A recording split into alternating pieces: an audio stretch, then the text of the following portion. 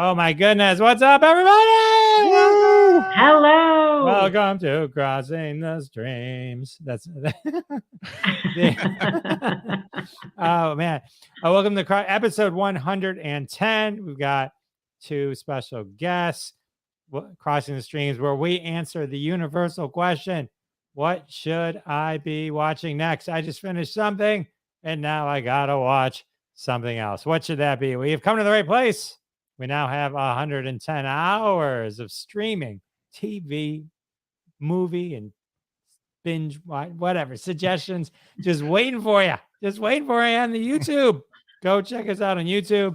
I am not live streaming right now on Facebook because I am banned to April 1st at 3:56 a.m. I have no idea why, but that is the reality of my situation. We have Scott Curtis, friend of the show, return guest, and fan of the show, Aaron Cozen. Welcome, Aaron, to the show. Thank you for having me. I hope you can hear me okay. We can hear you. We can hear you. Aaron, frequent commenter, and also explain how your last name is Marcy's middle name. No, I'm just kidding. Marcy and Aaron are brother and sister. So excited. It's a family show. See if their mom shows up. That'll be exciting. I think she's there somewhere. Make a comment, Mom. Jerry knew. Look at that. Jerry, this is no surprise to Jerry. What's up, Jerry? All right, let's do the theme song. Marcy, you want to kick it off? Sure. Here's a story of some lonely fellas who spend way too much time watching the TV. All of them have jobs and friends. Well, not really. Just between you and me. God. They made a live show out of their hobby. Every TV watcher's TV watching dream. Jeff, Ron, Sal, and Bob, and there's Howard. They call it Crossing the Streams. And then one day they went live on all the platforms. You could hear the people laugh and shout and scream. Still can't find another word that rhymes with platform. But man, we crossed the streams. All right, everyone together. We crossed the streams. We crossed the streams. We crossed the streams. There's a way we cross the streams. And then no feedback that time. That was good. That was great. Good job, Aaron. Good job, Aaron. Aaron's on mute because his other computer is illegally processing 400 hours of movies. I don't know. I made that up, but the could be true. Could be true. Could be true. So all right, we got. I'm 2 episodes away from finishing Parks and Recreation, so I'm excited about that. Not going to talk about it, but I'm sad to finish it. Ted Lasso is 2 new episodes in. Been watching Ted Lasso. And then you guys watching? You guys watching Shrinking? Best. Yeah, I love it. Love it. So good. Shrinking is the best show. Aaron, are you on? Get it off mute. He's on mute. You can take it off mute. I have not yet seen Shrinking, although I do plan to check it out. It is not. We haven't checked it out yet, but we have seen the first 2 episodes of Ted Lasso. The thing is up to like 50 minutes an episode now. It used to be a half an hour. Yeah. Yeah, they're trying to fit everything in, which isn't always good. I think it's been great. I mean, we watched the second one last night, and the 50 minutes went by in like an instant. We were like, wow, that was 50 minutes. It is good. I need to watch it again. I need to process it, let it kind of, soak in. The characters are so good.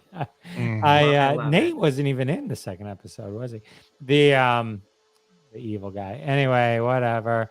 So that's good. Look at this. You have a fan. All right. Yeah. One of my loyal viewers, Maddie Boy, wearing my hat. There you can click on comments if you want to see who's commenting. Yeah, good job. Well, hey, Maddie, thanks for tuning in. Thanks for being here. To see the fisherman. Aaron, tell everyone about your. You have a web show. You have a show you do. Every Saturday night, I stream an underground Bruce Springsteen video, unavailable anywhere on the open market, and I do a little 30-minute live talk nonsense. So, but well, I've got people's attention before the concert starts. I usually rant on about something Springsteen related. And I'm headed. You guys are all in Detroit, right? I'm headed to Detroit a week from tonight to go see Bruce Springsteen. Nice. Scott's actually in Alabama. Excellent. Yes, I'm going to see a different show in Alabama. Right. I saw Bruce Springsteen in concert one time. He was amazing in concert. I think it was The Rising. I think I saw The Rising concert. Great show. Maybe I saw him twice. I don't know. Hey, did the president just give Bruce Springsteen something special? Were you going to talk Today, about that? Today he got the Medal of Arts Award. Yeah. Was that today? Might have been yesterday. I think it was yesterday. All right. The days all run together for me. Yesterday. That's pretty awesome. All right. We got a fab show. We got Ron's traveling, and Bob and Sal are doing shows. They'll be back soon, I'm sure. What do we got? Last week was, oh my God.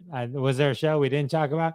The Big Brunch, the MiC, MH370, the plane that just disappeared, Raging Bull, The Last of Us, and Losers. That's a hell of a, that's worth your money right there. That's a big show. That's a big show. Today, not as big. We got the Howard Stern interview with Bruce Springsteen, The Outlaws, Entourage, and The Perfect Bid. So we got some cool stuff to cover today. Sounds good. Hey, I've seen it all. I've seen everything on the list today. Have you seen The Perfect Bid? I have seen The Perfect Bid. Yes, I have. All right. Well, we're going to talk about that. We're going to kick things off with The Perfect Bid, the contestant who knew too much. All right. This is a documentary on Netflix, and you can get it on YouTube as well, I believe. But so we talk about on this show, it was 3 hours, or it was 3 episodes, or 5 episodes. It could have been 3 episodes, 3 episodes. It could have been 2 or an hour and a half. This was 70 minutes and probably could have been 30. Now that's not to knock the story itself. It's just there really isn't that much. Now I'm thankful to them for only making it 70 minutes. Okay. But so here's what it's about. It's a 2017 documentary. It's about this guy, Theodore Slauson. Okay. And he's a mathematics teacher, super fan of Price is Right. Loves The Price is Right. So in 1973, he's watching The Price is Right. He's fascinated with it. I'm making this part up, but an iron comes up and it's $12, and it comes up again and it's $12. Anyway, so he starts to notice patterns. He starts to notice that the same things keep coming up over and over again, and that these things have the same price. So he starts documenting them, and he creates a spreadsheet of everything, literally everything. There's probably thousands of things, right? And he dedicated, I think, like 35 years to documenting all these things and memorizing. He had spreadsheets. He even made like a video game that they showed, that he would then play the video game to test his memory of the knowledge of these prices, right? So this is time well spent, right? I mean, this is, probably inspired a lot of people with hopes and dreams. So he went like 37 times total, I think, to The Price is Right. And, you go there, and his goal obviously is to get on stage. And so it becomes like a little bit, and this is probably to fill some time, it becomes a quasi Price is Right documentary. They're giving you a little background. This guy's the executive producer. Bob Barker is being interviewed. They're talking about how when you're in line, they'll come talk to you. Go, oh, hi, Marcy. What do you do? Oh, you sell houses and you have only a headshot that makes you look like a realtor? Oh, okay. And then you go, oh, hey, Scott. Or, hey, Aaron. And then so they're trying to find some, personalities, and then it's all random who they pick. So this guy Theodore, is it Theodore or Ted? Theodore, yeah. Theodore starts getting, he doesn't get picked, But if like Aaron's up there and it's like the microwave, he'll go, it's 312, and then people start picking up on it, or they'll look and they realize, oh, even if he was being ignored, they'll be like, oh, wait a minute, he actually yelled out the right thing 2 times in a row. So they'll start paying attention, and then they started using him. So he'd be yelling it out, and it kind of made it seem like they thought it was adorable and cute. And Bob Barker would talk about it a little bit. And so finally he gets called up, and so he nails it, and he gets into the game, and he's got a thing for Holly. She's one of the girls who I'm sure Bob Barker was doing. But I don't know. I mean, that's alleged. I don't know. How could he not? I may have made that up. And Holly was great. Yeah, Holly was great. She Right? gave him a kiss and then after, anyway, so it's called The Contestant Who Knew Too Much, which is a little misleading, because even if you look at the poster, which I'm going to put up again, you see Theodore, it's Theodore because he's wearing this shirt that he wore that he wanted Holly to give him a kiss. And then this is the perfect bid, which is 23,743, which was at the second or whatever, the big showcase showdown where they nailed the perfect bid. We'll get to that in a second. So he is on the show. He's on the show, and he is, whatever. He does this, he does that, he wins whatever. But then the showcase, the thing where you spin the wheel, right? He doesn't get to the showcase. So he's done. He's done. That's as far as he got. 35 years of memorizing everything. He gets 40 cents. 40 cents. And it's like, it doesn't even get to go to the showcase showdown. And then there's a rule that you can't be back on the show once you're on the show. And hang on one second. And you can't be on the show once you're on the show. And so he would just go and then still yell, but then they changed the rules or something like that. Then he started going again. And but he never got picked to go up against. But there's one guy that does get picked, this guy Terry Nese. And Terry Nese, they talked, and they were talking in the line before they got picked, and that they were talking about the pricings and all that kind of stuff. So anyway, Terry Nese goes up there, and he makes it all the way to the showdown, the final showcase showdown. And it's like whatever car this, I don't know, whatever it was. And he goes 23,743, because that's what this guy Theodore kind of.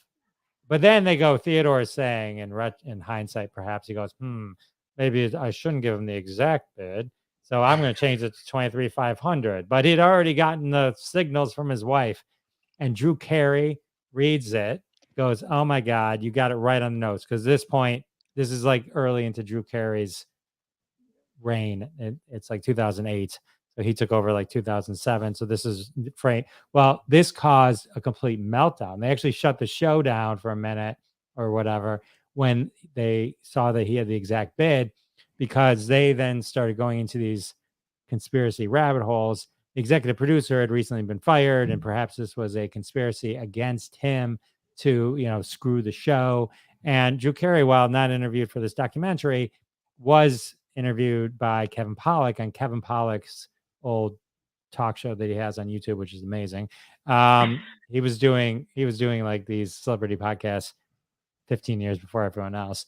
And Drew Carey's talking about it, and he's pretty open about it. And it's like, they're freaking out. They're like, we thought this was the end of The Price is Right. Like that this had gone, that somebody had infiltrated so deep and screwed with them and all that kind of stuff.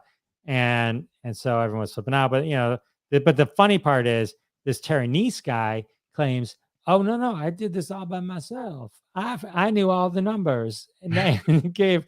So when they say the perfect bid, the contestant who knew too much, and we're getting to the bottom of stuff. It's just this Theodore Greg going, no, it was me. I'm the one that gave him the number. But to this day, this Terry Nese guy said, nope, all me. I figured that out to the penny. And anyway, so it's there. I just saved you 40 minutes. Okay. it's good if you're interested in that kind of stuff. It's a It was a fine. showcase, showdown, shutdown. Yeah, it's a fine Yeah. thing. I mean, on Rotten Tomatoes, it has 100% critic with only 6 reviews, but 57% audience with over 100. So, like I said, it could have been an email, but it could have been like 25 minutes, 30 minutes. It could have been tighter. You know what I mean? But it is interesting. I'll give it that. It's an interesting thing that this guy did this, that they were able to kind of capture it, and that it did kind of rock Yeah. the world a little bit. So I think Theodore should have worked on the wheel technique a little bit more.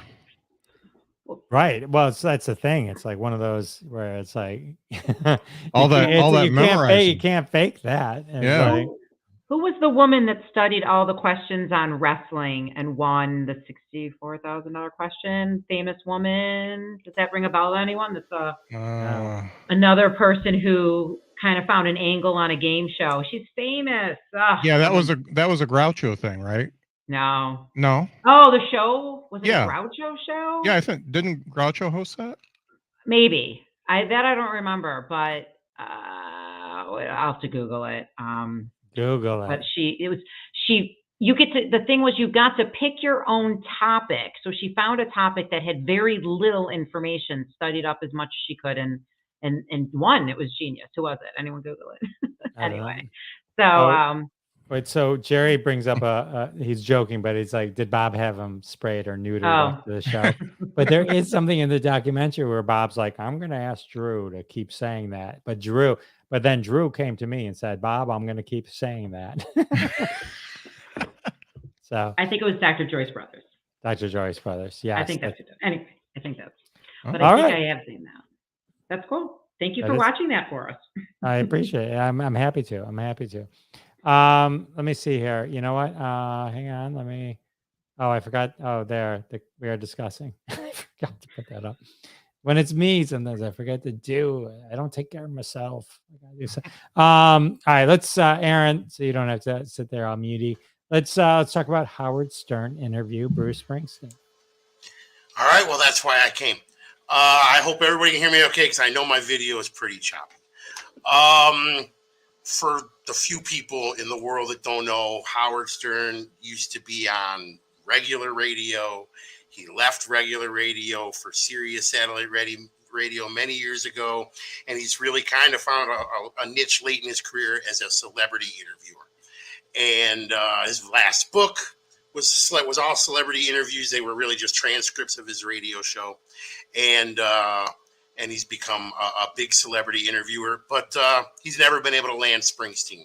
He said a few things early in his career about Springsteen that got back to him, and they kind of were never willing to come in. And a lot of people wanted to see it happen. Nobody ever thought it would. Last year, October, he finally came in and sat down for a live on the radio interview. And like some serious interviews, they released a video to their subscribers that you could download or stream. And that wasn't good enough for Howard. This, he felt, was the greatest interview he's ever given, and he took it to HBO, and he said, I think you guys should show this. It needs a bigger audience. So it now streams on HBO Max, and it's on HBO. It's the first Howard Stern interview to ever go to HBO, and it's just because, Springsteen, he's special. So I heard it live on Sirius, and I got the video from Sirius the next day. I'd seen it a couple times before it ever made it to HBO. But when I decided that I was going to come here to talk about it, I watched it one more time, and I watched it on HBO, and boy, the copy I had was 720p, and the one on HBO is 1080. It looks just so much more beautiful than the copy I saw, and the sound is just gorgeous. It's 2 hours and 10 minutes. It's just the two of them. It's not just the two of them because Robin's there, but you would almost not even notice. She says so little. The interview begins right off the bat, and Howard admits that he's absolutely starstruck, and that's obviously not common to him. He meets almost everybody at this point. He's met every celebrity. Bruce chuckles a little bit, but most people watching will know exactly what he means. Springsteen really is on this next level. that even Howard Stern for the first time feels starstruck. And they get right into it. And I'm not going to go over the entire 2-hour interview, and I'm going to go quick. But they talk about Halloween at his house. Back in the day, in like the 90s, when his kids were young, Bruce used to open his house to trick-or-treaters. And in Legend had it full-size Mars bars and full-size, candy bars.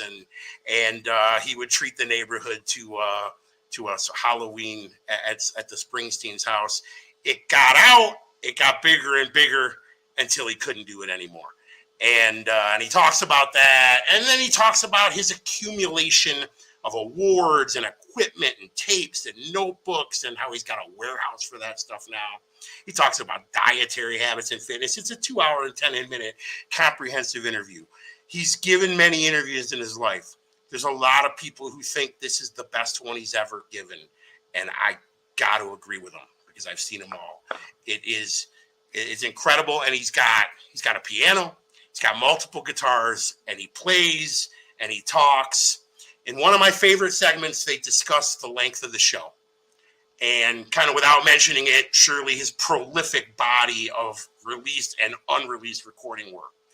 And they talk about how that may all be a side effect of his depression, his OCD, and his general mental illness, which whenever I watch that segment, it makes me feel a little guilty because isn't that what I love about him? Isn't that what, that the fact that, he is so prolific that he does play 3.5. He hit over 4 hours on not on this tour, but on the last tour. He hit over 4 hours in multiple shows. And he says, quote, "It's all about the sickness."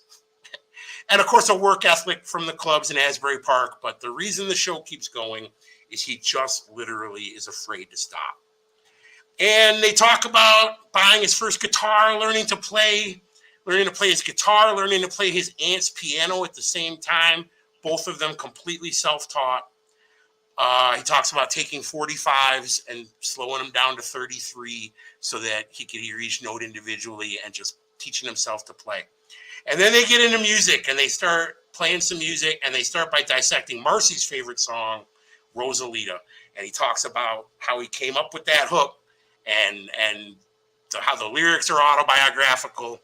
And that launches him into the music part of the show. And he does a whole bunch of solo acoustic songs. And the diehard fans will swoon for this part. It's just some of the nicest solo acoustic stuff we now have on video of Bruce Springsteen.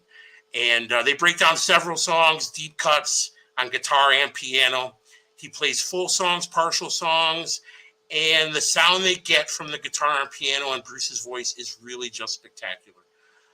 Bruce brings up that Patty might have a longer memory than he does about some of the things Stern had to say. And Stern, again, apologizes to Bruce and to Patty. And then they talk about his relationship with his friend and manager, John Landau. They talk about therapy. They talk about the start of his career. He plays a bunch of songs, Saint in the City, Acoustic Born to Run, Land of Hope and Dreams. He plays a solo piano, Thunder Road, and Stern and I are both in tears. Stern claims, I'm going to tear up right now just talking about it. Stern claims that it's the first time he's ever cried on the air. Then they talk about some real personal stuff I've never been aware of before. And I'm going to stop before I spoil everything. I hope I've convinced anyone who hasn't seen it to watch it, whether you know Springsteen's music or not.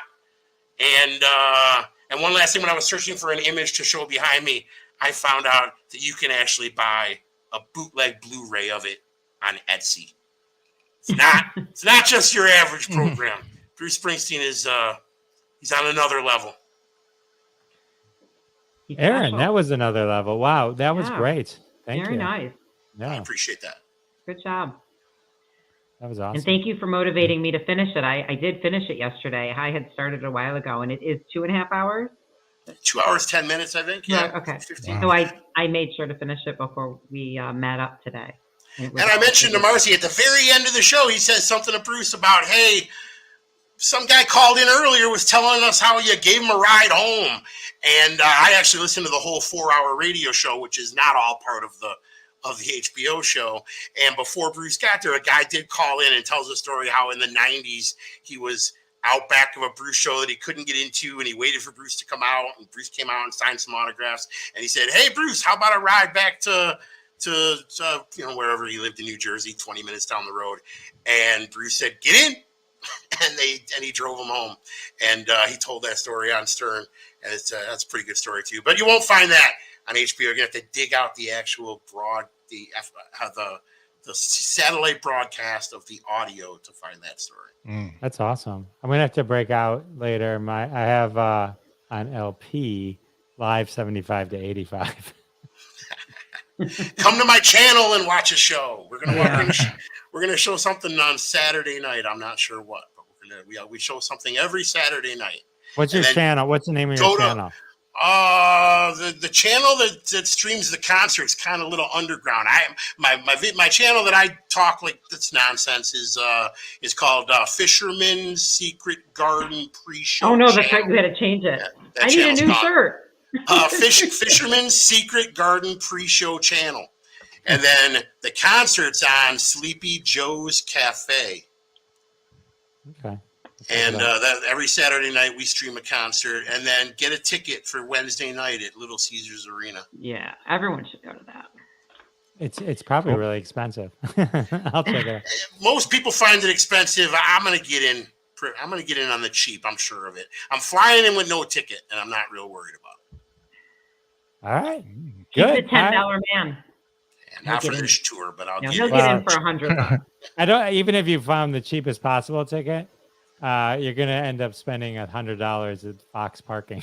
I got into Houston for 30. Well, I'm not going to park, so I'm going to get a ride down there somehow. Someone's going to pick me up and drive me down there. Any of your viewers want to drive me from West Bloomfield to Little Caesars Arena, hit me up.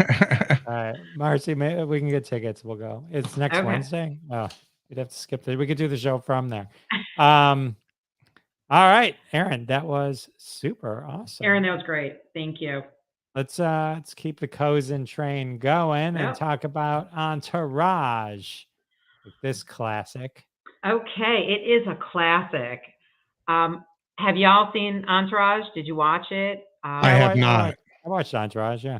Okay, Scott, you haven't seen it. Well, maybe you'll want to watch it now. It is another HBO show, and Entourage started July 18th, 2004 on HBO. I believe it was on Sunday nights. I watched it every Sunday with my husband.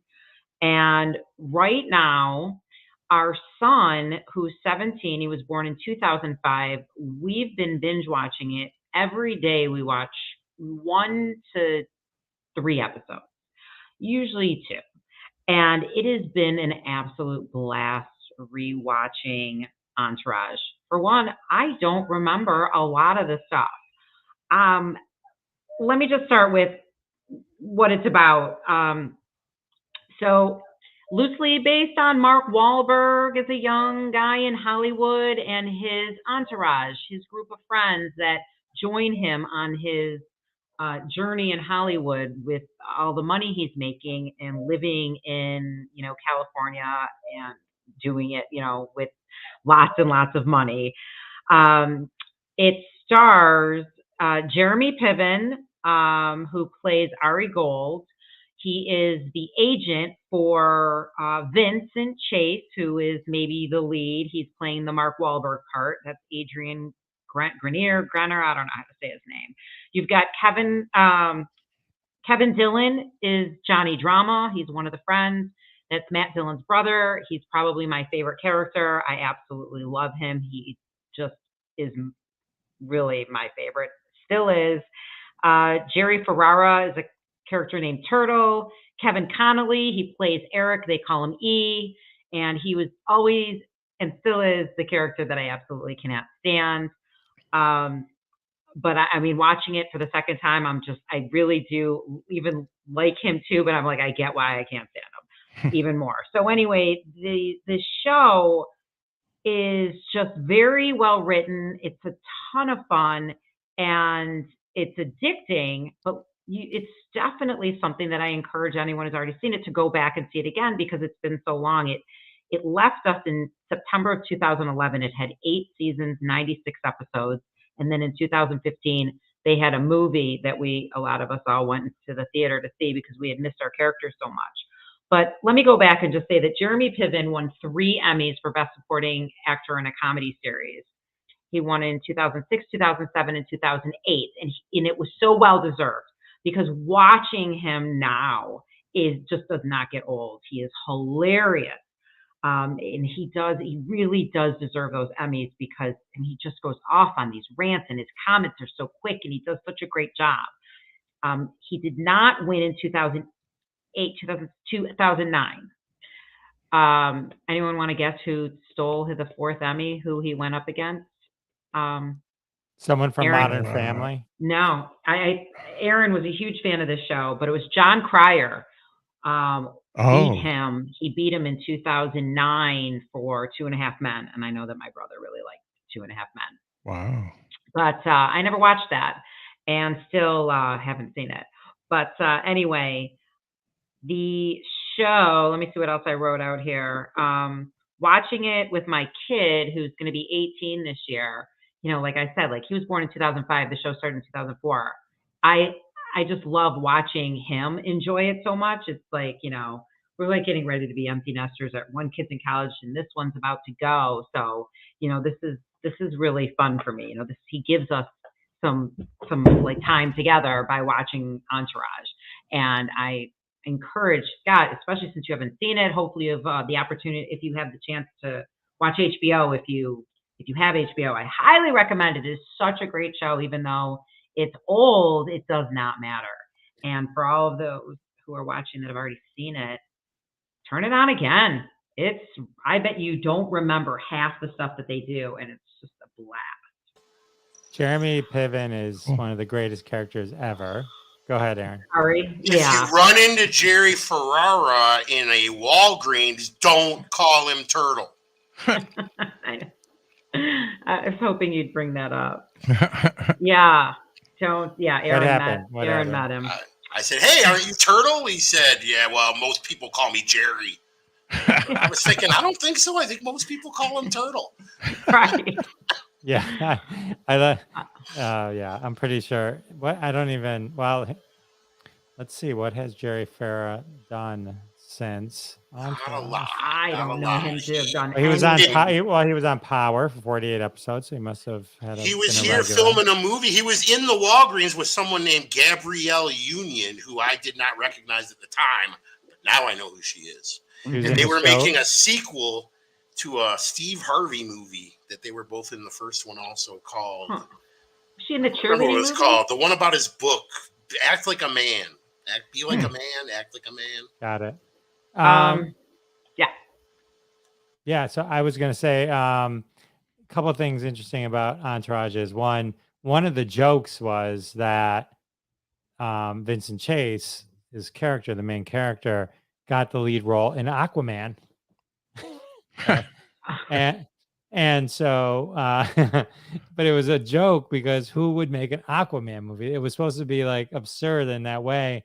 And then, of course, flash forward now with hindsight, we all know there's a second Aquaman coming with Jason Momoa. But Vincent Chase would not do a second Aquaman. No, he wouldn't, because they kind of tied that into the Spider-Man thing and kind of trying to use some of that drama. Rex Lee was great as Lloyd as well. And Debbie Mazar. There was there's a lot of, if you're a Bob Saget fan, he's a reoccurring character. But the Bob Saget stuff is classic. You get to see the real Bob Saget. I mean, not the Full House Bob Saget. The dirty, fun, Bob Saget.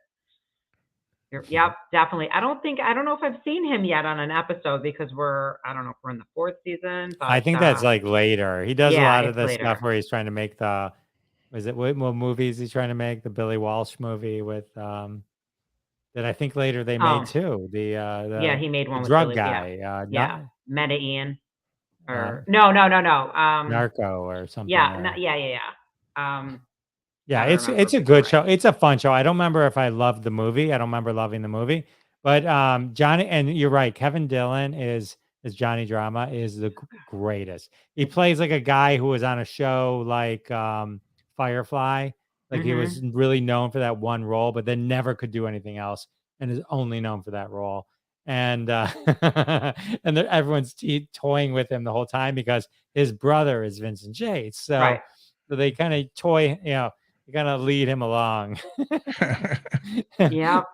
Just try and get I to look forward Vincent. to it every day. Like it's nice to love a show that you've got 8 seasons to watch. Like your Parks and Rec, it's so nice to have a handful of shows and not have to think, what am I going to watch next? And these are And like I'm loving half-hour it. shows, right? Correct. Yeah. Yeah. So, and it's just, it really is fun. Lots of cameos, a lot of people playing themselves, a lot of famous people playing themselves.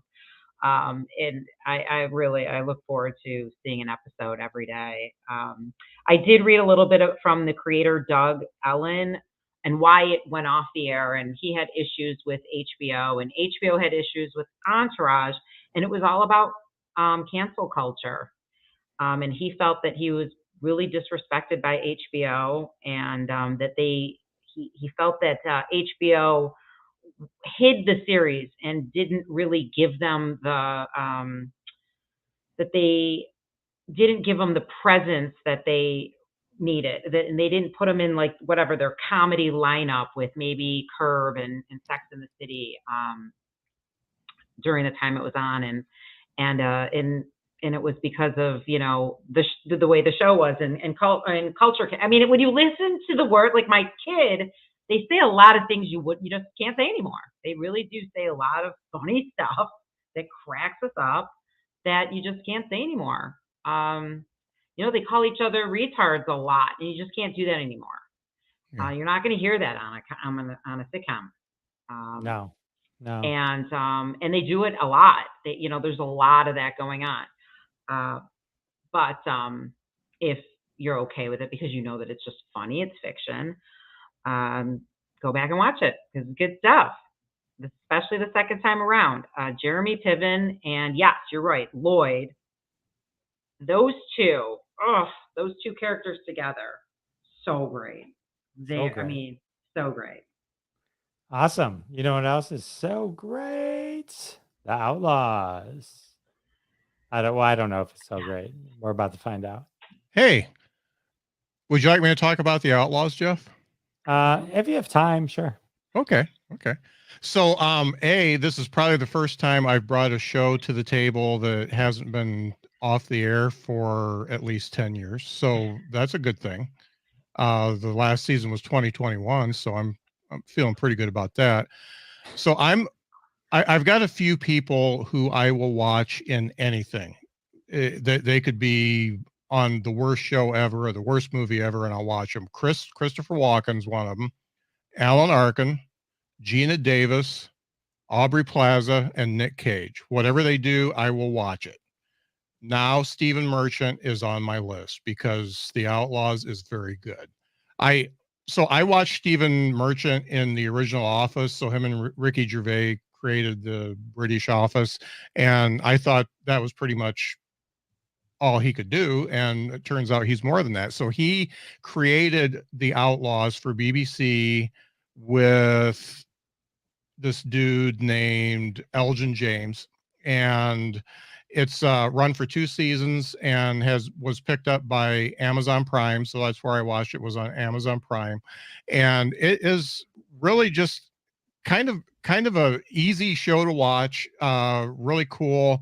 Not anything heavy in it, and just stupid funny. So it's about all these folks that are forced into community service because they did some sort of crime. So Chris Walken got out of jail and he's doing community service as part of his parole. Everybody else did kind of minor stuff, and they're doing this community service stuff, and they're all weird in a way. Like one of them's in high school and she got caught shoplifting, and it turned out she had been shoplifting for years and had a ton of stuff, and yet she had a full scholarship to Oxford, and just all kinds of cool little plots come together.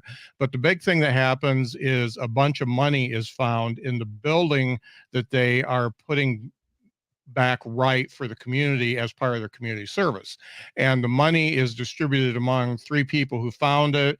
Then it turns out it's a drug lord's money, and they need to get that money back. And it's just a whole thing for 2 seasons. And there's a few twists here and there, but most of it is pretty predictable, except for a lot of the stuff with Christopher Walken and Stephen Merchant. And then there's also a couple other players, Jessica Gunning and Eleanor Tomlinson, are both in it. And there's some stuff that goes on that is just freaking hilarious. And we were talking about the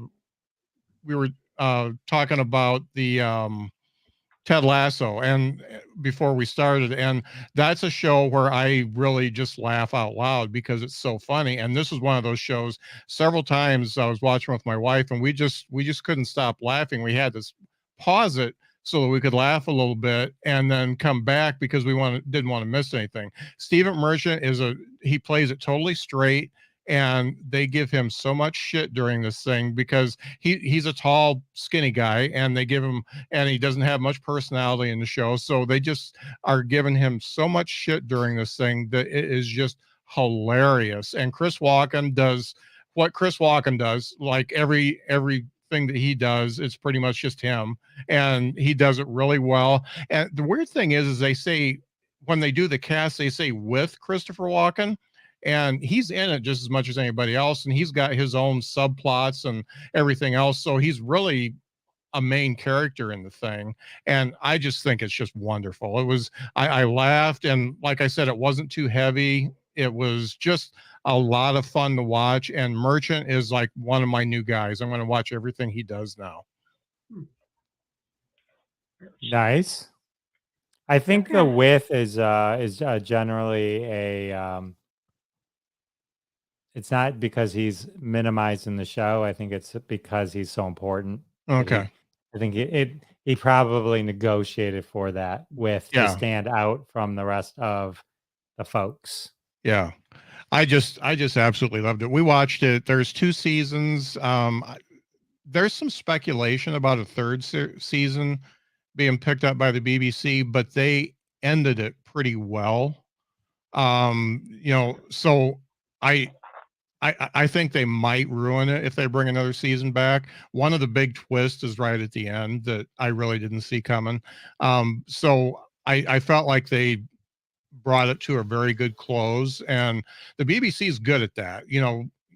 United States films and shows, they just run it to the ground, and BBC is pretty good about just doing what's good and then ending it. So I kind of hope they do end it, but if another season comes, I'll watch it just because of Stephen Merchant and Chris Walken. Yeah, I think it's considered very American to run something into the ground. Yes. I have something to add about the Outlaws. I don't think it's a spoiler. I mean, I think a lot of people already know. The end of the very first season, Christopher Walken paints over a Banksy. Oh, yeah. Banksy. He's like, there's a rat down here. It's a rat, right? Yeah, it's a rat. It's a picture of a rat, but it was drawn by Banksy for the show for him to paint. And the girl goes, paint over it, and he's like, it looks pretty good. Yeah, she's he like, says paint over it. And he goes, yeah, it's a good rat. Yeah, that's hilarious. Yeah, that's an actual Banksy. They got Banksy to come out and draw it, and they painted over, probably worth millions of dollars. Yeah. I thought it was a really cool show. It got 80% on Rotten Tomatoes, and the viewer score is 81%. So it's doing pretty well. The criticism it gets is it doesn't have depth or whatever, but you don't need depth in every show you watch. No, just sit back and enjoy it. I agree. You don't always need depth. Right. All right. Well, I love it. I'm gonna watch it. I think I watched the first one, but I always knew that I was gonna go back to it. Now I never heard of it. Now I will. I'm going to watch Entourage because I'm currently watching The Sopranos for the first time, and as soon as I'm done with that, I'm going to kick into Entourage. There's a guy in The Sopranos who plays guitar. for Bruce Springsteen. Yeah, yeah. That's so I've had, funny. I've had Actually- that guy's brother on my podcast 3 times. So it's funny. Billy Van Zant's been on my podcast 3 times. When I was putting together my notes really quick, because he says The Sopranos and they were talking about getting rid of Entourage, I just want to say that the creator was just so mad at how they were treating his show and that he was getting the cold shoulder. I resent it tremendously. Nobody says this about The Sopranos, where they murder people, that maybe we should readdress whether murdering people on TV is okay. I don't want to sound obnoxious or that I'm looking at Entourage as high art, but it was a pretty accurate portrayal of how people behaved at that time in Hollywood. And he was like, but The Sopranos are okay, you know, but yeah. Sopranos they're all great. They're all great shows. So yeah. Hey, Jerry's got a great comment here. The last comment, is this a sequel to The In-Laws? So the original In-Laws movie, if you haven't seen it, is one of the best movies ever. I know Alan Aaron and I Arkin have and seen Peter it. Falk. It's fantastic. We love that movie. Yeah, Serpentine. Scott, I'm jealous because I actually my wife and I rewatched The Sopranos probably a year ago now. It's a great show. What a great show. Yeah. It's nuts. Yeah. So, all right. Well, this was awesome. Aaron, thank you for joining us. Scott. Good to see you, Aaron. Safe travels to Detroit. I mean, Thanks your for mom's having me. My mom's here. She couldn't figure out she's here. She texted me. She couldn't figure out how to send a comment. Well, to Marcy's mom, thanks for having 2 lovely children so I could have them on my show. Scott, say goodnight. Good night. Aaron, say goodnight. Good night.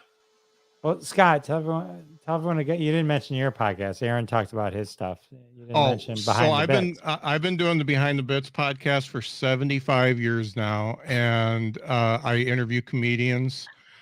So I started off with Henny Youngman. He was my first guest, and went on from there. Really, I've talked to all of them. I am really hoping that folks get into my YouTube channel because I'm cutting up all my interviews and taking the best bits out of Behind the Bits and putting it on my YouTube channel. So if you go to YouTube and type in Behind the Bits, you'll find me. Okay. Not to smash say, that subscribe button. Not to say Smash you it. shouldn't focus on YouTube or anything, because we are here on YouTube right now. But there was the shorts. One of these guys had I had 700 million views and got $2,000. Yeah. So if you're doing it for the money, Marcy, how are you doing? Say good night. Good night. All right. And then Jerry, thanks. Maddie, thanks. Everyone, Marcy and Aaron's mom, thanks for joining us. Everyone else out there, thank you very much. I'm Jeff Dwoskin, and we'll see you next time. And that has been another episode of Crossing the Streams. Join us every Wednesday at 9:30 p.m. Eastern Time, live on Facebook and YouTube. Follow the Jeff Dwoskin Show on YouTube to be alerted every time we go live with your hosts, Jeff Dwoskin, Ron Lippett, Howard Rosner, Bob Phillips, Sal D'Amelio. We're all in the socials. Follow us, listen to our podcasts, Classic Conversations, and the Sal and Bob Show. check them all out, and we'll see you next week and every week when we cross more streams right here. See you then.